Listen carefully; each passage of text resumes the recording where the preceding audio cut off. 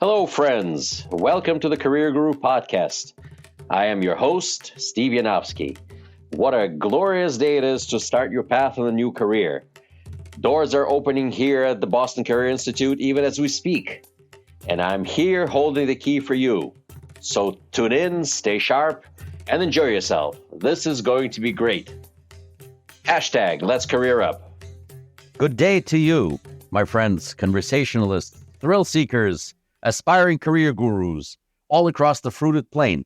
I am your career guru, Steve Yanovsky, coming to you across the internet to bring to you yet another installment of our exciting topic series of effective time management and procrastination, which is the offshoot of ineffective time management. So today we're going to delve into or touch upon the topic of procrastination. As I mentioned to you last time, procrastination is a huge topic with a tremendous number of books written on the topic of understanding procrastination, dealing with procrastination, managing procrastination. Well, your career guru will try to condense some of this information in the next 15, 20 minutes of this podcast to see if we can move this topic forward, as many people are suffering from this affliction. What exactly is procrastination? What do we do? Who are people? Many people who procrastinate are called all sorts of names.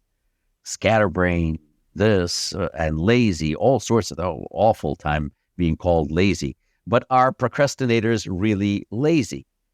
What exactly happens to people who procrastinate? Don't they just at some point in time have to put in a huge session and rip off a major chunk of their life trying to catch up and work under a lot of pressure to get the project completed? What happened? Doesn't seem like a procrastinator is a lazy person at all. It's just a person who is excusing their behavior, but I would like to work under pressure. What exactly is it that I have to, the quality of my life is so poor as I have to work so hard? Wouldn't it have been easier to plan things out and actually get things done in the appropriate amount of time? Doesn't prior planning prevent poor performance and procrastination? Why, yes, most scientific studies on this topic do concur that prior planning is key to overcoming procrastination. When we spoke about effective time management skills, one of the very first thing about effective time management was planning. Now, what's involved in planning? That's called writing things out and setting small target goals in a short periods of time that you can account to yourself for achieved results. So you have an 8-hour workday and you have a plan for this day. Now, how are you going to accomplish it? Well, we're going to accomplish it in 25-minute segments, leaving 5 minutes for the following tasks that you have to complete in the next 25 minutes. And you have to be very, very specific about this particular time frame. You can even go a little bit lower with 15-minute session and a 5-minute session in between. Everything depends on your particular abilities. Okay, sometimes people who procrastinate also suffer from all sorts of other time-consuming problems, such as ADHD, and not being able to focus for a prolonged period of time. Those things do exist, and it is real. The struggle is real. So you have to assess your personal situation if you truly want to tackle it. So much like with many other 12-step programs, solving issues of procrastination is key. Before you're able to solve the issue, you first need to identify that in reality, you are a procrastinator. That is not a bad thing. You don't have to destroy your personal self-image of you by thinking that you're some sort of a bad person just because you procrastinate. There are so many wonderful people who procrastinate, okay? With that in mind, just admit to yourself that you do have that issue, and it is an issue.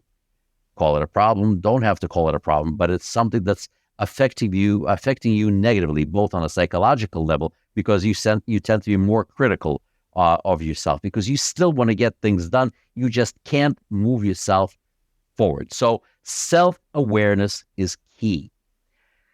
No need to understand exactly the reasons why you procrastinate, just that you do procrastinate. And, when you can spend your entire lifetime looking for reasons why, I don't necessarily recommend doing that. You're not going to find necessarily a root cause of many problems that you have, but understanding that you do have a problem and you have to have a will and a desire to resolve this issue. Now, that's what truly counts. Effective time management is key to solving the issues of procrastination. And the most important piece is planning. Writing a plan down on a piece of paper or on a time management platform such as basic as Outlook, setting up little projects with verifiable, quantifiable results after each 15 to 25 minute block, and then allowing yourself 5 minutes to recuperate from this awesome exercise, and forcing yourself to take this intense work assignment for 15 to 25 minutes is key. Most important is activity. Inactivity will sink you back into the procrastination mode. You need to actually actively be involved in doing your tasks. In order for that to happen, once you've identified that you have an issue and you set forth to put together a plan, which is a part of a effective time management, you need to find a good reason to do the project. You need to justify within your mind why it is important for you to do and what are the benefits of you doing this project immediately and right now. When your benefits outweigh your personal complacency and whatever psychological issue you may have that's holding you back, once you understand that there's more to gain than to lose, then you will be able to put your best effort forward. And again, limit yourself by time. It's a mind trick. It's an old Jedi mind trick that you play on yourself. I'm only going to do this for 15 minutes. I'm only going to do this for 25 minutes. And then I'm going to take a break. And that break must be steadfast. It has to be a hard break. 25 minutes come, boom, I am done. But you needed to complete those small steps in those 25 minutes, in those 15 minutes. Okay. For a lot of people, it's very difficult to accomplish anything in a 15-minute block.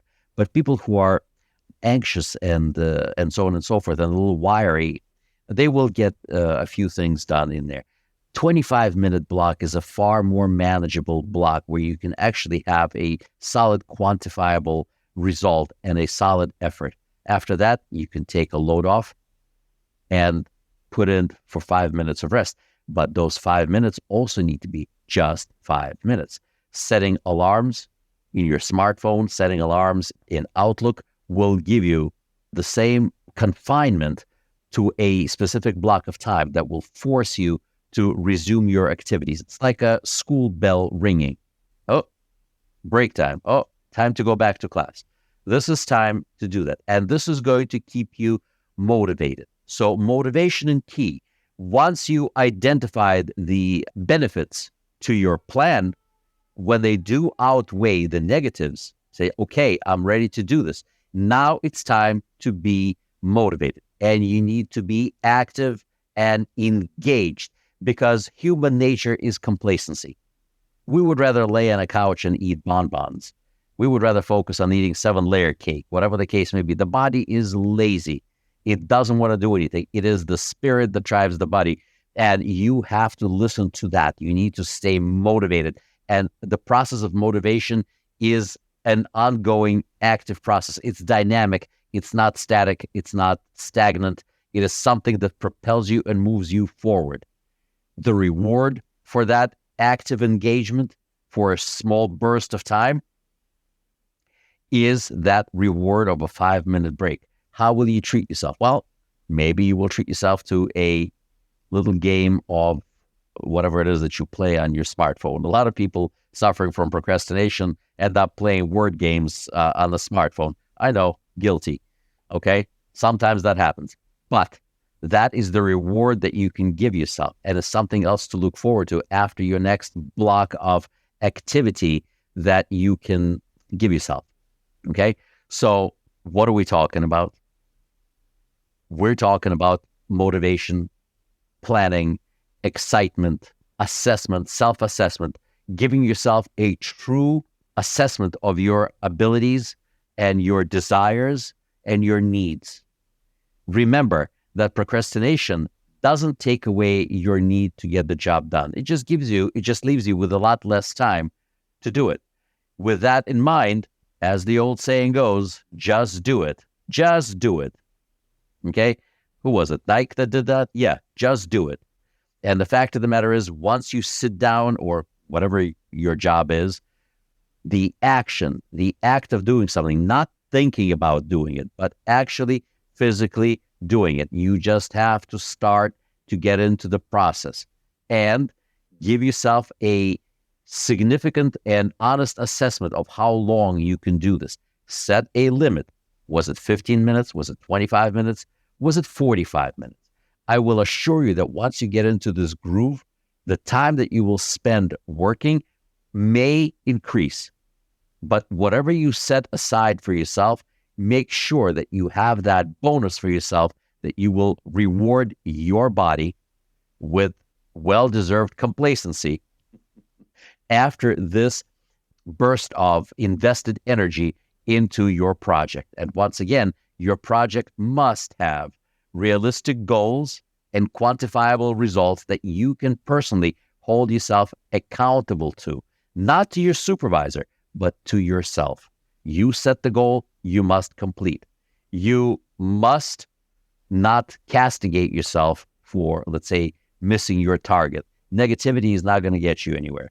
Positivity, which is one of those effective time management skills, is going to do that for you. Give yourself praise when praise is necessary. Okay? Breaking things down, breaking a large project that you're working on into smaller components is a fantastic tool to end procrastination. Because looking at a large project may seem like a daunting task that, oh my gosh, I'll never get it done. And you know what? If you keep thinking about it and keep scaring yourself, you won't get it done. But if you take a small chunk, it's like analysis. What is analysis? Interesting word, analysis. If we look at the origins and the etymology of the word analysis, you will find that the root of the word analysis is ana and lysis. These are two roots slammed together. Ana means section. Lysis means breakdown. So when you analyze something, you're actually breaking a larger piece into a bunch of smaller pieces. And a smaller piece is very, very manageable. And the gratification is instant. After 25 minutes of intensive work, based on your truly assessed abilities, you have completed a project. And that is huge. Being able to complete that project, not half a project, but full project, and then giving yourself reward for this, will train your mind and your body to stave off procrastination. People who claim that they work best under pressure, most of them don't really know what that means. Oh, I work great under pressure. That's why I'm going to leave this to the last minute. It's not necessarily true. This is not pressure. This is, I don't even know how to define it, but that's not really true pressure. But achieving better results in a shorter span of time will leave you with a lot more time for yourself, rewarding yourself even further, giving yourself acknowledgement, like giving yourself a treat. It's like, how do you train a dog? Well, you give them a treat when they do something good. So never mind the bad stuff. It's debunked. There's no need for negative coaching, this way. Always praise. Praise is good. So praise yourself for a project well done in the time that it was done. Okay? If you get stuck, take a step back and reassess your schedule that you have set forth. It's okay to reassess. It's okay to change things. It's not set in stone. It's not the 10 Commandments. It's just a project. Yes, you have to finish it. Yes, you are responsible. But if you feel that the schedule that you set for yourself is not working, change it. You can do that. This is not to say that you keep, scaling back and back and back and back. No. I call for you to be realistic. Be realistic about what your strengths will yield. What can you do? What can you squeeze out of yourself in that time possible? And once you do that, you make a firm commitment. Commitment is key. If you stay commitment while also understanding that your benefits outweigh the negatives, you are going to do well. Last but not least for today is your surroundings. Your place of business must be conducive to work. And no one creates that for you but yourself. Yes, your employer is definitely responsible for providing you with a safe workspace, but it's up to you. You are empowered to be in that zone, to be in that space, to be handling that project. So that you have to take into consideration and to create an environment suited to your needs perfectly. You are the master of your domain in that particular sense. The other part of your surroundings, otherwise than having a safe and comfortable workspace without distractions and so on and so forth, whatever you need, you create that for yourself, is surrounding yourself with people who will help you. Some of the people you may delegate the work to, but more importantly, positive people that will help you get through your tasks and through your day. Stay away from the detractors. Some of these detractors may be people closest to you. Those are the people who will say, oh, you can't do that. Oh, don't take that upon yourself. No, don't do that. You know you can't do that. These are not the people. The people you need are people who will help you, people who will guide you, someone from whom you can learn to get this done. These are the basic steps towards overcoming your issues with procrastination. Okay? Remember, some of the finest people in the world have been procrastinators, but not necessarily the most successful. So your goal, if your goal is to understand what you wish, what you want, if you can accomplish this, and I'm going to tell you right now that if you can understand your situation, if you can understand not necessarily the root causes of procrastination, but if you can understand that you're procrastinating, if you got that, said, okay, I am that, but I still need to get this done, you are 75% there. Once you understood, what you're doing, once you understood what you need to do to overcome this physically, the project, not necessarily the inner psychological makeup of you. That is a complicated task, but you can set that aside and move forward because the job still needs to get done. If you don't get the job done, you don't get paid. If you don't get paid, you don't get to eat the 7-layer cake, and you want the 7-layer cake. This is your opportunity to battle with your body. Like I said, your body's lazy. Its natural instinct is complacency. Only your soul, only your mind wants to achieve greater results.